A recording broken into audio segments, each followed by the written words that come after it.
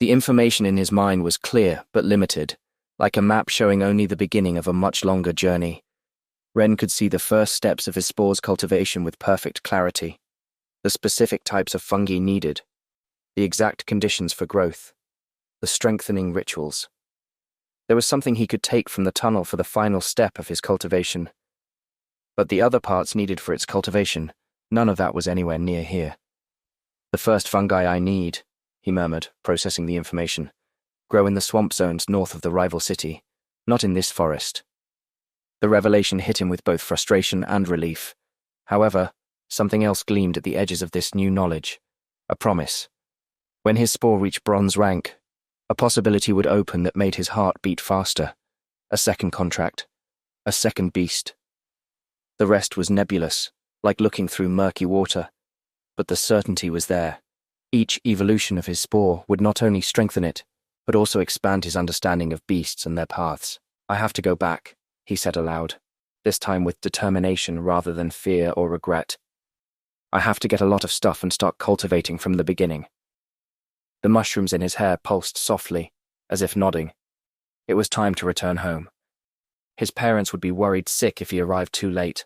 And now, he had a real plan. Not a desperate search, but a clear path. Although first, he'd have to find a way out of this cave. The mana density in this cave was insane. Ren would be poisoned if he didn't get out soon. How there could be so much mana in a place in the Bronze Ring was a mystery to him, even with his expanded knowledge.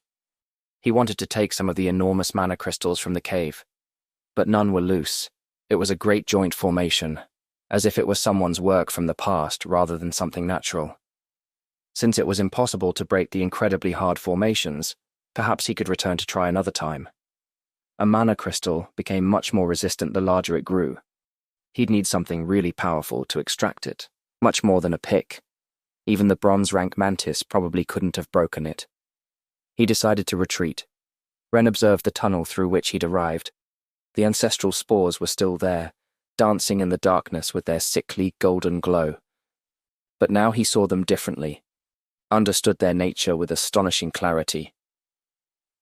They're not aggressive by nature, he murmured, processing the knowledge flowing in his mind. They attack because they're hungry after centuries of hibernation, but their true method is— He stopped, an idea forming. The ancestral spores, like all fungi, followed basic behavioral patterns.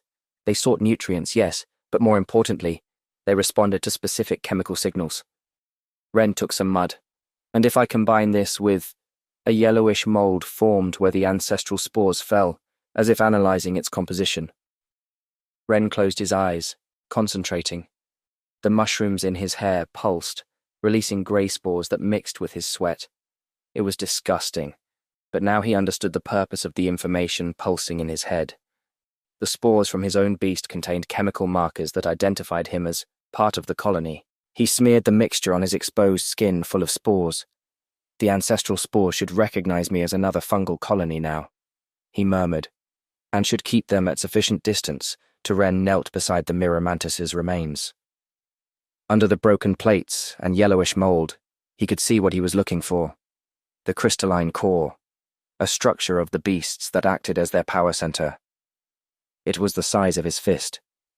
Beast cores, he whispered, the knowledge unfolding in his mind. I like concentrated eggs. They contain all the creature's genetic information, its mana patterns, its essence, and there's a way to revive them.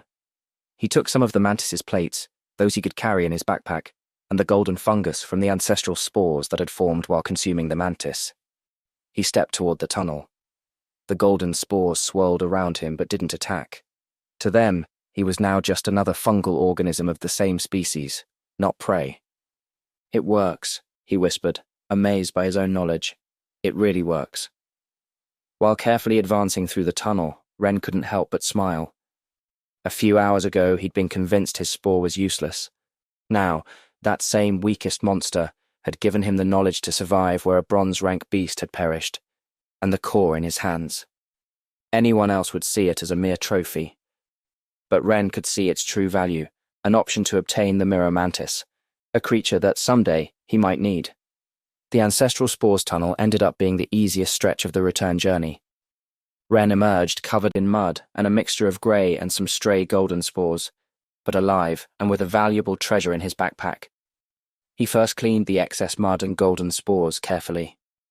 Now, facing the return path, everything looked different. Where before there was terror and uncertainty, now there was understanding. The night excavator tunnels weren't a random maze as he'd thought. They always dig in spirals, he murmured to himself, recognizing the patterns in the ceiling, and they mark their active territories with deeper scratches on the eastern walls. Thanks to this, he could avoid zones where other excavators might be active while looking for a less steep trap to exit through. Emerging into the moon toad's zone, he stopped to listen. The melodious croaking came from the distance, but now he understood its meaning. 3 ascending tones, they're hunting.